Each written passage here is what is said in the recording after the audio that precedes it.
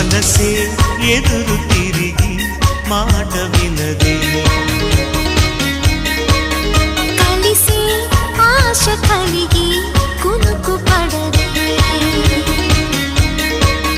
మొదలైన నా పరుగు నీ నీడలో